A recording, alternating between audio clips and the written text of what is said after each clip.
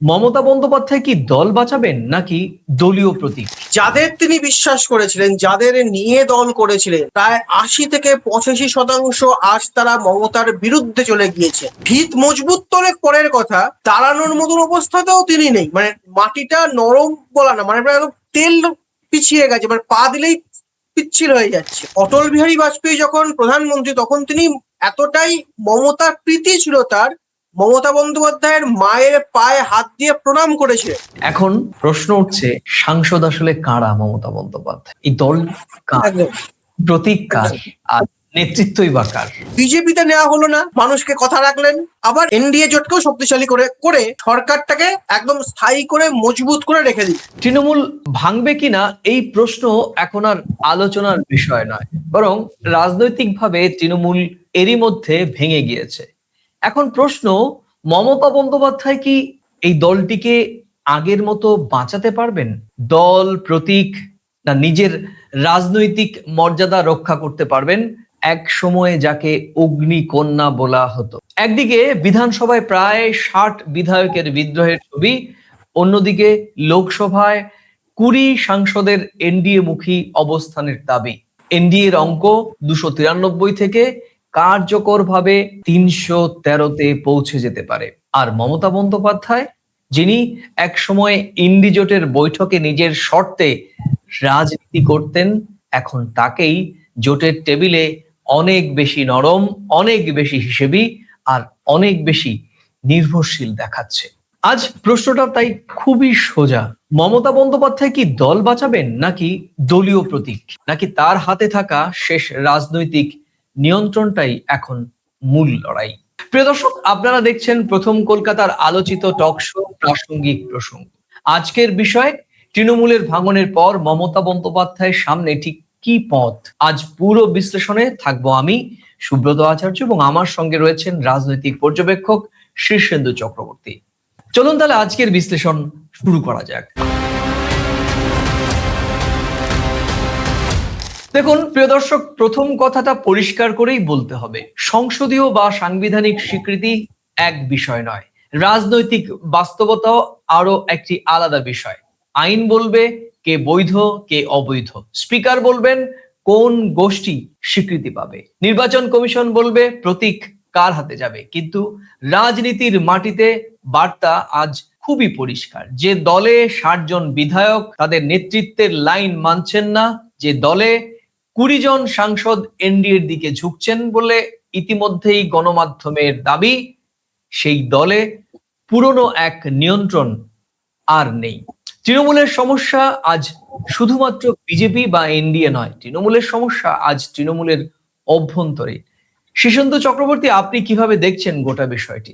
দেখুন, এখানে আপনি যে যেটা বললেন আর কি, সূচনা যেটা বললেন, এটাই বোধহয় এখন মানে তৃণমূলের বা মমতা বন্দ্যোপাধ্যায়ের কাছে সব থেকে বড় চ্যালেঞ্জ। এতদিন তিনি বারবার বলেছিলেন কংগ্রেস নাকি ইন্ডি জোটকে ভাঙতে চায়, কংগ্রেস নাকি বিরোধী রাজনীতিতে বিরোধীদের সুবিধা করে দিতে চায়, বিজেপি বিরোধী মুখ হচ্ছে একমাত্র তৃণমূল। এই যে গত ৫-৬ বছর ধরে যে বিষয়গুলো দেখা গিয়েছে, এবং এর আগে লোকসভা নির্বাচন বা বিধানসভা নির্বাচনে বারবার, মানে ২১ এবং ২৪-এর ভোটেও আমরা বারবার দেখেছি, ভোটে হওয়ার আগে ইন্ডিজোট করে একটা হাওয়া ওঠে, কিন্তু ভোটের কিছুদিন আগেই সেটা ভেঙে যায় এবং যে যার মতন প্রার্থী দেয়, যে যার মতন দল দেয়। অর্থাৎ এই যে ইন্ডিজোট, এটা কতটা কার্যকর, এটা নিয়ে কিন্তু একটা পর্যবেক্ষক মহলে বারবার প্রশ্ন উঠেছে, বারবার প্রশ্ন রয়েছে। কারণ সত্যি কথা বলতে কি, এই যে প্রতিটি দল যারা রয়েছেন, যারা আঞ্চলিক দল, মূলত কংগ্রেস ছাড়া, সমাজবাদী পার্টি হোক, লালু প্রসাদের দল হোক, তৃণমূল কংগ্রেস হোক, যারাই হোক, তাদের কিন্তু প্রত্যেককে একটা একটা বাস্তব, মানে বাস্তবটা তো অস্বীকার করা যায় না, একমাত্র কংগ্রেসের ছত্রছায়াতেই আসতে হবে এবং কংগ্রেসকে নিয়েই চলতে হবে। ঠিক এই জায়গাটাতেই বোধহয় বিরোধটা।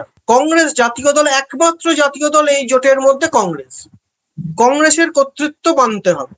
কংগ্রেস এই জায়গা থেকে আগেও স্পষ্ট করেছে, এবং তারা আরো স্পষ্ট করেছিল যে রাহুল গান্ধীর কর্তৃত্ব মানতে হবে, প্রধানমন্ত্রীর মুখ হবেন রাহুল গান্ধী। ঠিক এই জায়গাটাতেই এই ইন্ডি জোটের মধ্যে বারবার বিরোধ এসছে, বারবার সমস্যা তৈরি হয়েছে। তৃণমূল কংগ্রেস, তাদের দল, তাদের মুখ স্বাভাবিকভাবে মমতা বন্দ্যোপাধ্যায়, তাকে সামনে এনেছে। সমাজবাদী পার্টি, মুখ অখিলেশ যাদব তাকে সামনে এনেছে, অরবিন্দ কেজরিওয়াল আম আদমি পার্টি তাকে সামনে এনেছে। ফলে একটা গোষ্ঠীর মধ্যে যদি এতগুলো প্রধানমন্ত্রীর মুখ বলে মনে করা হয়, স্বাভাবিকভাবেই বিরোধ এবং মানে ভোটের আগে আমরা এটা দেখেছি ভেঙে যেতে, এবং যে যে আলাদা করে প্রার্থী দিয়েছে। এর ফলে কিন্তু যেটা হয়েছে, এনডিএ জোট বা ভালো করে বলে বিজেপি নেতৃত্বাধীন এনডিএ জোট, এদের কিন্তু সুবিধা হয়েছে। আজ যখন এই ইন্ডি জোটের ভাঙন বা ইন্ডি জোটের অবস্থান টলমলে, একমাত্র কংগ্রেস জাতীয় দল হিসেবে রয়েছে, তখন তাদের বোধহয় এখন পাশা খেলার দানটা তাদের হাতে চলে এসছে। ফলে এই বিষয়টা তৃণমূল কংগ্রেস, এই বিষয়টা সমাজবাদী পার্টি, এই বিষয়টা আম আদমি পার্টি কিভাবে নেবে, এবং আদৌ এরা মাথা নত করে কংগ্রেসের শর্তে মেনে নেবে কিনা, এটাই বোধহয় এখন সবচেয়ে বড় চ্যালেঞ্জ এবং সবচেয়ে বড় দেখার বিষয়। যেখানে এতদিন মমতা বন্দ্যোপাধ্যায়কে বারবার বলা হয়েছিল তিনিই নাকি ইন্ডি জোটের মুখ, বাস্তব ক্ষেত্রে কিন্তু দেখা গিয়েছে এবারে, মানে এই গতকাল সোমবার, মানে 8 তারিখে যে ইন্ডি জোটের বৈঠক হয়েছে, সেই বৈঠক কিন্তু প্রকৃতই আমন্ত্রণ ছিল, বা বৈঠকের পুরো নির্ধারণ করে মানে দিন ঠিক করাতে পুরো বিষয়টা দেখেছিল কিন্তু তৃণমূল কংগ্রেস, আমরা অর্থাৎ আয়োজক ছিল তৃণমূল। গতকালের আলোচনায় আমরা সেটা বলেছি যে হ্যাঁ, ফলে মানে বলেছেন। তৃণমূল কতটা চাপে রয়েছে যে ইন্ডি জোটের বৈঠক ডাকতে হচ্ছে। এবং আপনার সঙ্গে আমি খানিকটা যোগ করতে চাই, এবং আজকের গণমাধ্যমগুলোতে আমরা কালকে যখন আমরা লাইভে দেখছিলাম, খুব একটি খবর জাতীয় গণমাধ্যমে এনডি জোটের খবর আসেনি দুর্ভাগ্যজনকভাবে।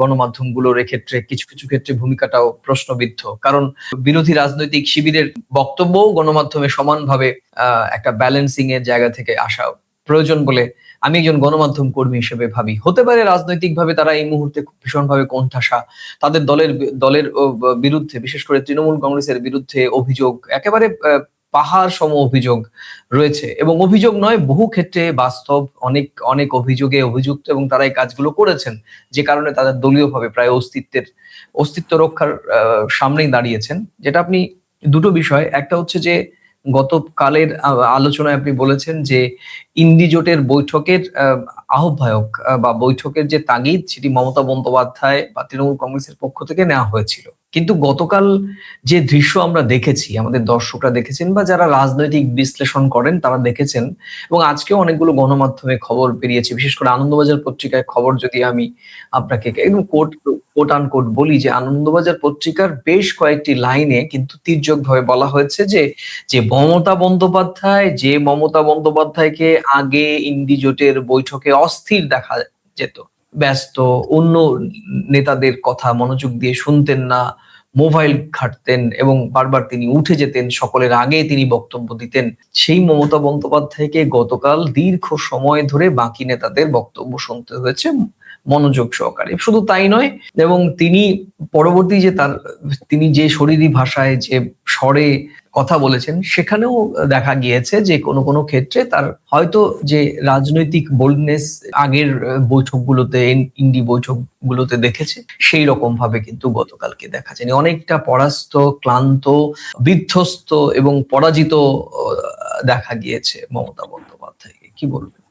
দেখুন, এটা তো হওয়ার ছিল, এটা তো স্বাভাবিক। তার কারণ এখন আর মমতা বন্দ্যোপাধ্যায় সেই মমতা বন্দ্যোপাধ্যায় নেই, মানে দর কষাকষির জায়গায় তিনি আর নেই, এই বাস্তবটা কিন্তু মানতে হবে। ওনার মতন মানে এটাও সত্যি, উনি একা সাংসদ হয়ে তৃণমূল কংগ্রেসকে তৈরি করেছিলেন, তৃণমূল কংগ্রেসের একমাত্র সাংসদ ছিলেন, কিন্তু একটা দীর্ঘ সময় ছিল, সেখান থেকে তিনি আস্তে আস্তে নিজের দলকে গোছাতে পেরেছেন, দলকে তৈরি করতে পেরেছেন, দিয়ে পশ্চিমবঙ্গে ক্ষমতায় এসছে, সংসদে শক্তিশালী হয়েছে। কিন্তু আজকে 2026 সালের যে পরিস্থিতি, এটা কিন্তু 1998, 2000, 2002, 2004-এর পরিস্থিতি নয়। যাদের তিনি বিশ্বাস করেছিলেন, যাদের নিয়ে দল করেছিলেন, প্রায় 80 থেকে 85% আজ তারা মমতার বিরুদ্ধে চলে গিয়েছে। এই জায়গায় নতুন করে ফিরে আসা, অস্তিত্ব টেকানো, অস্তিত্ব মানে ক্ষমতা তো অন্য পরের কথা, অস্তিত্ব টিকিয়ে রাখা ভয়ঙ্কর চ্যালেঞ্জের ব্যাপার। তার মধ্যে ওনার বয়স হয়েছে, মানে লড়াইয়ের সময় অনেক কমে যাচ্ছে। ফলে এখন না রাজ্যসভা, না লোকসভা, না বিধানসভা, কোনো জায়গাতেই তার অবস্থান মানে ভিত মজবুত তো অনেক পরের কথা, দাঁড়ানোর মতন অবস্থাতেও তিনি নেই। মানে মাটিটা নরম বলা না, মানে প্রায় একদম তেল পিছিয়ে গেছে, মানে পা দিলেই পিচ্ছিল হয়ে যাচ্ছে। সেখানে তিনি মানে দর কষাকষির কোনো জায়গাটাই তার নেই।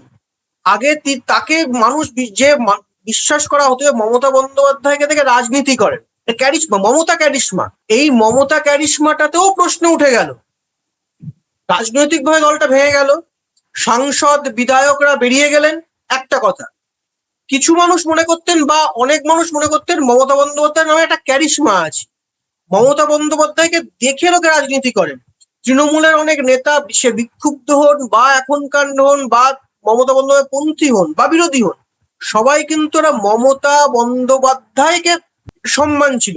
এবং আপনি মনে আছে আপনার নিশ্চয়ই যে অটল বিহারী বাজপেয়ী যখন প্রধানমন্ত্রী, তখন তিনি এতটাই মমতার প্রীতি ছিল তার, মমতা বন্দ্যোপাধ্যায়ের মায়ের পায়ে হাত দিয়ে প্রণাম করেছিলেন। ভারতীয় গণতন্ত্র, ভারতীয় সংবিধান কিন্তু মানে বারবার করে এই নজির তৈরি করেছে যে কোনো রাষ্ট্রপ্রধান, যে প্রধানমন্ত্রী এবং রাষ্ট্রপতিরা সাধারণত কোনো তাদের গুরুজন, তাদের শিক্ষাগুরু ছাড়া কারোর পায়ে হাত দিয়ে প্রণাম করেন না।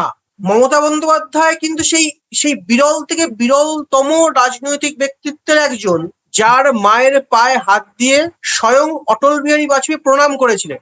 এর কারণ কিন্তু সেই মমতা বন্দ্যোপাধ্যায়, সেই মমতা ক্যারিশমা, সেই মমতার লড়াই, মানে ওই রকম একজন জাতীয় অগ্নিকন্যা হয়ে উঠেছিলেন। এই মমতা ক্যারিশমাটাও কিন্তু 2026 সালে 4 মের পরে ভেঙে গিয়েছে। একদমই। মমতাকে ধরে রাখার জায়গাটা আর নেই। আপনি আমরা গতকালকে বলেছিলাম যে আমরা ইন্ডি জোটের বৈঠকের ছবি দর্শকদের সামনে তুলে ধরবো, বডি ল্যাঙ্গুয়েজ, কে কার পাশে বসেছেন। আপনি জানেন যে সোনিয়া গান্ধীর ঠিক পাশেই বসেছিলেন মমতা বন্দ্যোপাধ্যায় এবং তার কয়েকজন নেতার পাশে ছিলেন রাহুল গান্ধী। এবং সোনিয়া গান্ধীর সঙ্গে যখন তিনি আলিঙ্গন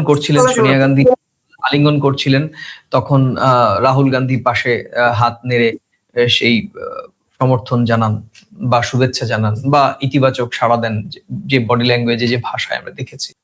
এক্ষেত্রে দেখা গিয়েছে যে ইন্ডি জোটের বৈঠকে কংগ্রেসের যে দুই শীর্ষ নেতা এবং নেত্রী সোনিয়া গান্ধী এবং রাহুল গান্ধী কিন্তু এখনো পর্যন্ত মমতা বন্দ্যোপাধ্যায়কে শ্রদ্ধার জায়গা থেকেই দেখেছেন এবং কংগ্রেসের হাইকমান্ড, যাকে আমরা বলা হয় যে হাইকমান্ডের দিক থেকে মমতা বন্দ্যোপাধ্যায়ের সঙ্গে তার যে রাজনৈতিক সম্পর্ক, ব্যক্তিগত সম্পর্ক, ইতিবাচক সম্পর্ক, সেটি গতকালের যে ছবি, আমরা যদি গ্রুপ ফ্রেম ধরে বলি তাহলে সেই ছবিটা প্রতীয়মান, সত্যিকার অর্থে সেটা দেখা যায়। কিন্তু এখানে একটা প্রশ্ন আপনার, আমার এবং দর্শকদের মধ্যে থাকবে যে মমতা বন্দ্যোপাধ্যায় রাজ্য স্তরে কংগ্রেস নেতাদের যেভাবে তুচ্ছতাচ্ছিল্য করেন, আপনি দুদিন আগে শুভঙ্কর বাবুর সঙ্গে কথা বলেছেন, সেখানেও আপনি প্রচ্ছন্নভাবে মমতা বন্দ্যোপাধ্যায়কে সমালোচনা করতে তার মুখে শোনা গেছে এবং মমতা বন্দ্যোপাধ্যায়ের সঙ্গে যে সহসায় রাজ্য স্তরের নেতাদের বা রাজ্য প্রদেশ কংগ্রেসের খুব একটা বেশি মাখামাখি বা মাখো সম্পর্ক হবে, সেটা সেই অঙ্কটাও কিন্তু সামনে আসে। ফলে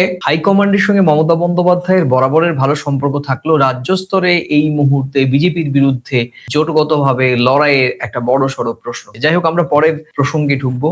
শীর্ষেন্দু বাবু, যে কথাটি আলোচনায় ঘুরে ফিরে গত কয়েকদিন যাবত এসছে বা আপনিও শুরু করেছেন, আমিও ইন্ট্রোতে বলেছি যে বিধানসভার পর লোকসভা ইতিমধ্যেই ডাক্তার কাকলি ঘোষের নেতৃত্বে 20 জন সাংসদ গতকালকে দিল্লিতে বৈঠক করেন এবং এরপর মুখ্যমন্ত্রী শুভেন্দু অধিকারী রাতে একজন সাংসদের বাড়িতে যান এবং সেখানেও শোনা যায় সেখানেও এই বিদ্রোহী তৃণমূল সাংসদদের সঙ্গে কথা তিনি বলেছেন। এনডিএ কে একেবারে নীতিগতভাবে সমর্থন করেছেন বলে বিভিন্ন আমাদের কলকাতার বা ভারতের, আমাদের দেশের গণমাধ্যম দাবি করেছে। এবার একটু এনডিএ এর অঙ্কের দিকে তাকাই, কি বলেন? নিশ্চয়ই।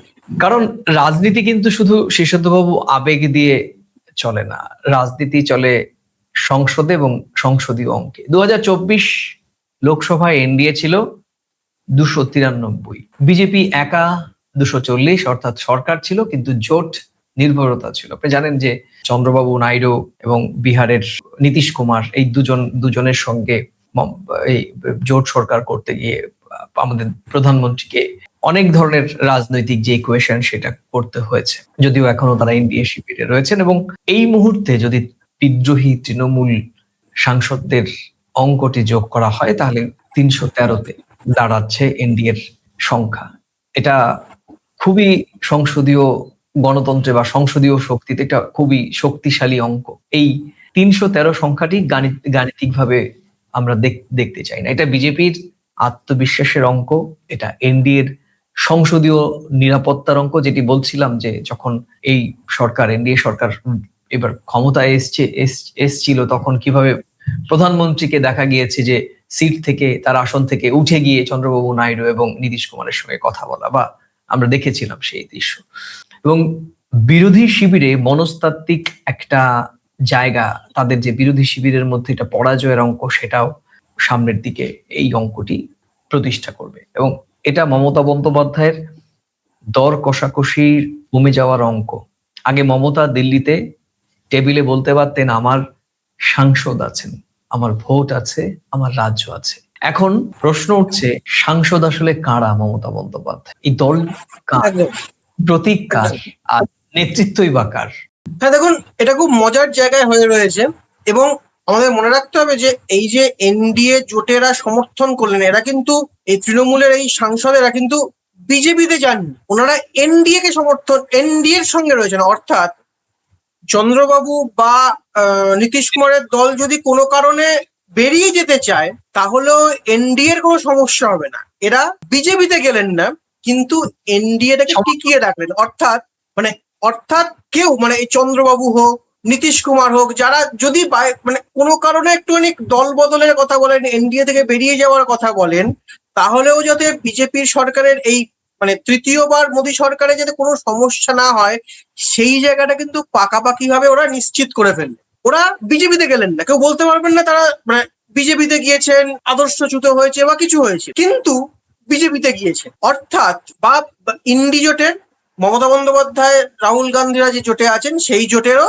আর কোনো ক্ষমতা থাকলো না এই জোটটাকে ভেঙে ফেলা। অর্থাৎ মানে তারা নিজেদের জায়গাটাকে মজবুত করলেন বিজেপি। এবং যেটা বারবার বলা হয় যে বিজেপি ওয়াশিং মেশিন, বিজেপিতে গেলে নাকি যাদের বিরুদ্ধে অভিযোগ তাদেরকে মানে পরিষ্কার হয়ে যায় অভিযোগ। এবং আমরা পশ্চিমবঙ্গ দেখেছি যে শ্রমিক ভট্টাচার্যের মতন নেতারা বলেছেন দল বদলুদের নেওয়া হবে না, সেই জায়গাটা কিন্তু খারাপ তৃণমূলকে নেওয়া হবে না, সেই জায়গাটাও কিন্তু বিজেপি দেখিয়ে দিল যে আমরা কাউকে বিজেপিতে নিইনি, ওরা ওনাদের মতনই আছেন।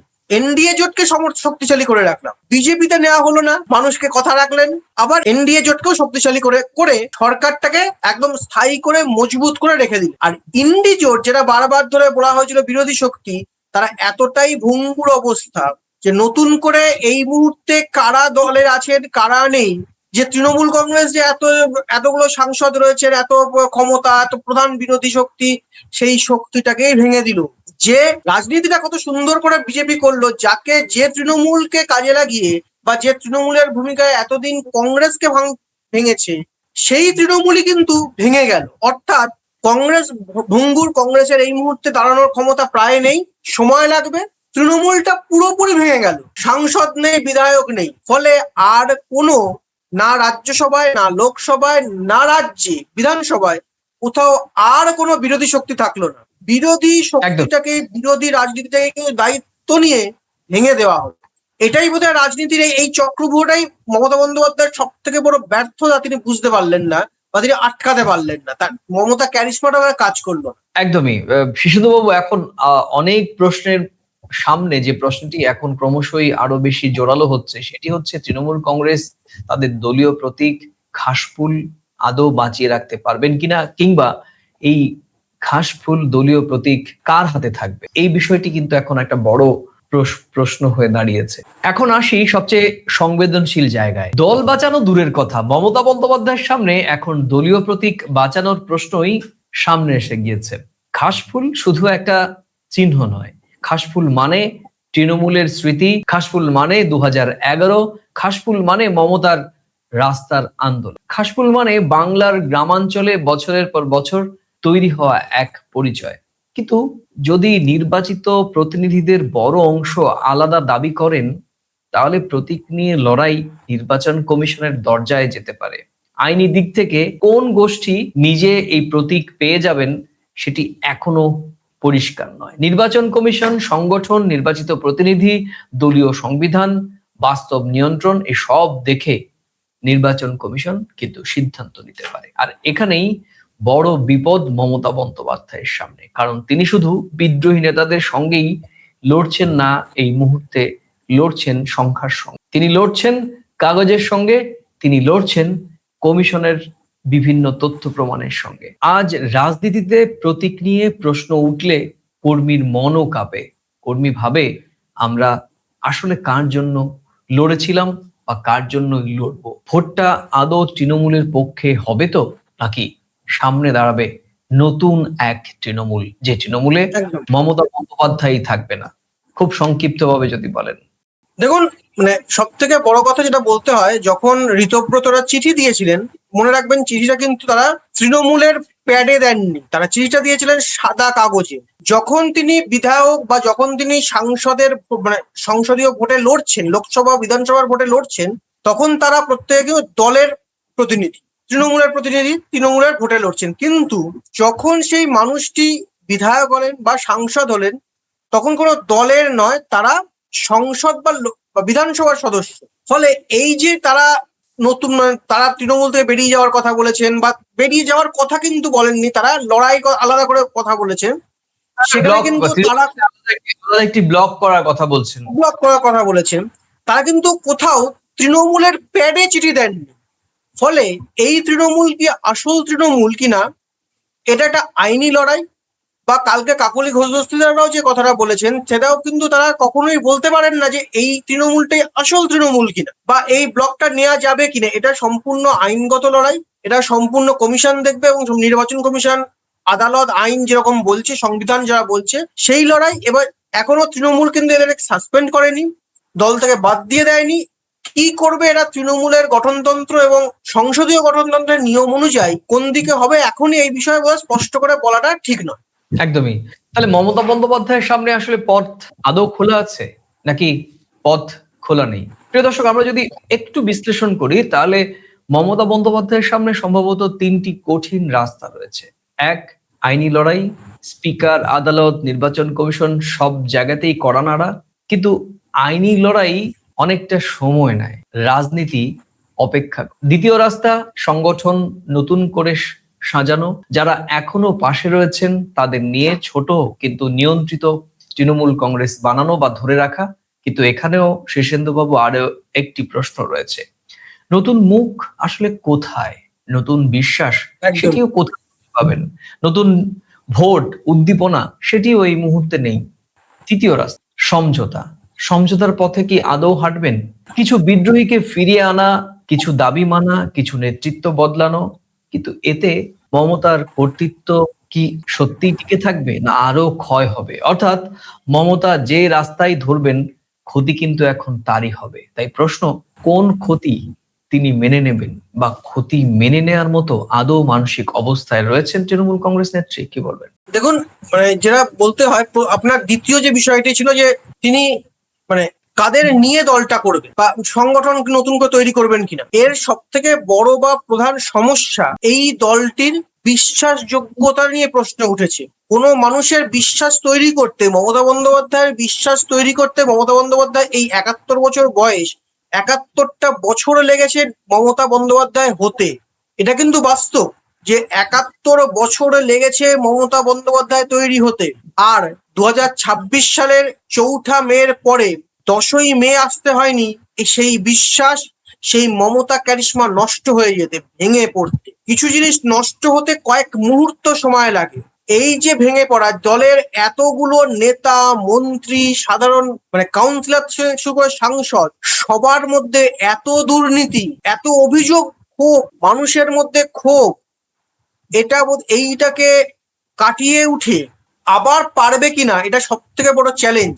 এই চ্যালেঞ্জটা, কারণ আবারও বলছি, মমতা বন্দ্যোপাধ্যায় তৃণমূল কংগ্রেসের আদর্শ বলতে বোধহয় কেউ বলতে পারবে না 1, 2, 3, 4 কটা আদর্শ রয়েছে। আদর্শ তৃণমূল কংগ্রেসের একটাই, মমতা বন্দ্যোপাধ্যায়। তারা মমতা বন্দ্যোপাধ্যায়কে সামনে রেখে, মমতা বন্দ্যোপাধ্যায়কে দেখে রাজনীতি করেন। আর এই মমতা বন্দ্যোপাধ্যায় ক্যারিশমাটা নিয়েই প্রশ্ন উঠে গেল। অভিষেক বন্দ্যোপাধ্যায়ের কিন্তু কোনো বিষয়তেই নেই। অভিষেক বন্দ্যোপাধ্যায়ের বিরুদ্ধে হাজারো অভিযোগ, অভিষেক বন্দ্যোপাধ্যায়কে সরিয়ে দেওয়া হলো, আর অভিষেক বন্দ্যোপাধ্যায়কে দলে নেই, মেনে নিলাম, সরিয়ে দিল হয়তো কোনো কারণে, এখনো হয়নি যদিও। কিন্তু মমতা ক্যারিশমা, মমতাকে কেন্দ্র করে সবাই রাজনীতি করেন, এই জায়গাটাই দলটার বড় ফাটল। মানে যেটা দলের নীতি, যেটা দলের আদর্শ, সেই আদর্শ নীতিতেই ফাটল ধরে গিয়েছে।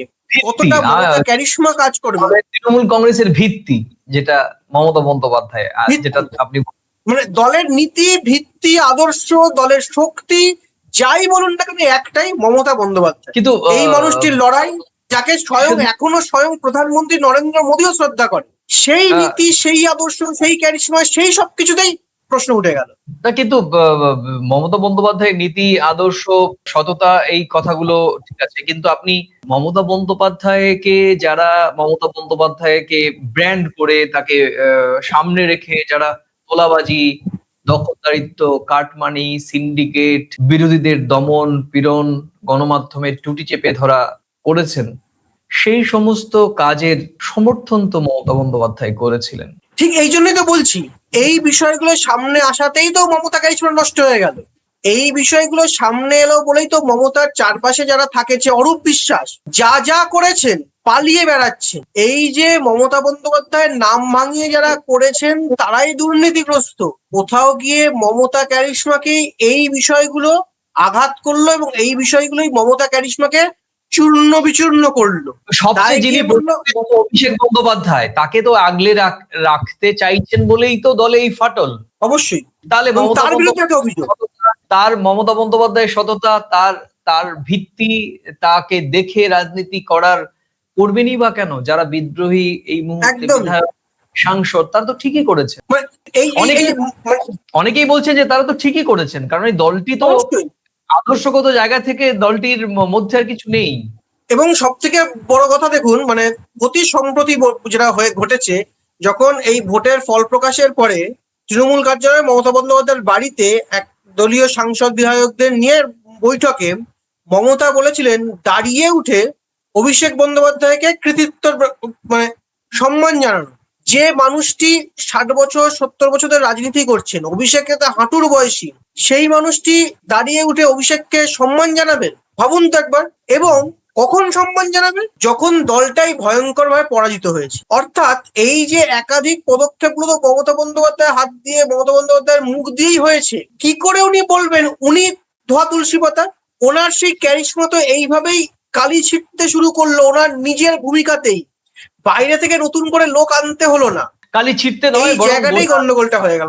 কালি ছিটতে নয়, আমার মনে হয় এটা বললে ভুল হবে না, গোটা সাদা পৃষ্ঠাটাই এখন কালিমা লিপ্ত। কালি ছোড়ার আর কোনো, একদম কালি নতুন করে কালি লাগানোর আর কোনো জায়গা নেই। শিশুন্দুবাবু, আপনাকে অনেক ধন্যবাদ। শেষ করব আপনাকে ধন্যবাদ জানিয়ে। সুব্রত, আমি মাঝখানে একটা কথা যোগ করতে চাই। দেখুন, আমরা যারা মানে আমি ব্যক্তিগতভাবে ইতিহাস নিয়ে পড়াশোনা করতে গিয়ে একটা বিষয় বুঝেছিলাম, ভারতে ইংরেজরা রাজত্ব করেছে কিন্তু ভারতীয়দের জন্য।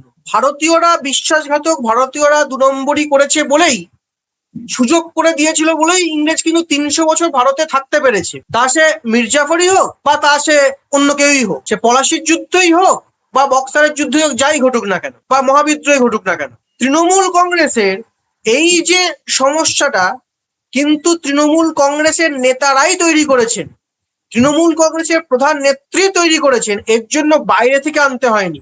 অভিষেককে উঠে দাঁড়িয়ে সম্মান জানানোর কথা কিন্তু বিজেপি নেতারা বলেননি, কংগ্রেস নেতারা বলেননি, তৃণমূলের সর্বভারতীয় নেত্রী মমতা বন্দ্যোপাধ্যায় বলেছেন। আইপ্যাক কে দিয়ে এই হয়ে তোলাবাজি করানোর কাজটা কিন্তু বিজেপি বলেনি আইপ্যাক কে নাও, অভিষেক বন্দ্যোপাধ্যায় যাকে দলের দায়িত্ব দেওয়া হয়েছিল সেই আইপ্যাক কে নিয়ে এসছে। ফলে তৃণমূলের এই পতন বা এই সমস্যার জন্য আলাদা করে কংগ্রেস, বিজেপি, সিপিএম, এসইউসিআই অন্য দলকে বলতে হবে না। এটা এর জন্য দায়ী তৃণমূল, তৃণমূলের নেতারা, তৃণমূলের নেত্রী, তৃণমূলের সর্বভারতীয় সাধারণ সম্পাদক, এরাই দায়ী। নতুন করে বাইরে থেকে লোক লাগে। সর্বভারতীয় দল আর তৃণমূল কংগ্রেস নেই। আপনাকে অনেক ধন্যবাদ। যেটা বলছিলাম, তৃণমূল কংগ্রেসের এই সংকট আর শুধুমাত্র কোনো গুজব নয় বা বিরোধীদের করা কোনো ফেসবুকের পোস্ট নয়, এটা এখন রাজনৈতিক বাস্তব। বিধানসভায় বিদ্রোহ, সংসদে বিদ্রোহী গোষ্ঠীর দাবি, এনডিএর সম্ভাব্য অঙ্ক 294 থেকে 313, ইন্দি জোটে মমতার সুর নরম, আর ঘাস ফুল প্রতীক নিয়ে ভবিষ্যতে আইনি রাজনৈতিক লড়াইয়ের এক প্রবল সম্ভাবনা। মমতা বন্দ্যোপাধ্যায় দীর্ঘ রাজনৈতিক জীবনে অনেক লড়াই করেছেন। বামেদের বিরুদ্ধে লড়েছেন, বিজেপির বিরুদ্ধে লড়েছেন, কংগ্রেসকে পেছনে ফেলে বাংলায় প্রধান শক্তি হয়েছিলেন। কিন্তু সেই লড়াই আলাদা। আর এবার প্রতিপক্ষ বাইরে নয়, এবার প্রতিপক্ষ তার নিজের দলের ভেতরে তৈরি হওয়া এক বড় অবিশ্বাস। শেষ কথা, মমতা বন্দ্যোপাধ্যায়ের এই লড়াই এখন ক্ষমতার ফেরার লড়াই নয়। মমতা বন্দ্যোপাধ্যায়ের লড়াই এখন ঘাসফুল নিজের হাতে রাখার লড়াই, দলের প্যাটার্ন নিজের হাতে রাখার লড়াই। রাজনীতিতে সবচেয়ে ভয়ঙ্কর মুহূর্ত কি জানেন শীর্ষেন্দু বাবু? যখন দলের নাম নেতার নামে চলে, কিন্তু দলের সংখ্যা তো নেতার কথা শোনে না। দলের সংখ্যা চলে তার সময়ের প্রবাহে, রাজনৈতিক ধারায়, বাস্তবতায়। আপনাকে অনেক ধন্যবাদ শীর্ষেন্দু বাবু। সেই সঙ্গে আজকের প্রাসঙ্গিক প্রসঙ্গ ইতি টানছি। আবার দেখা হবে নতুন কোনো প্রাসঙ্গিক প্রসঙ্গের, নতুন কোনো আলোচিত বিষয়বস্তু নিয়ে। ততক্ষণ ভালো থাকুন, সুস্থ থাকুন, সবাই নিরাপদে থাকুন। নমস্কার। নমস্কার।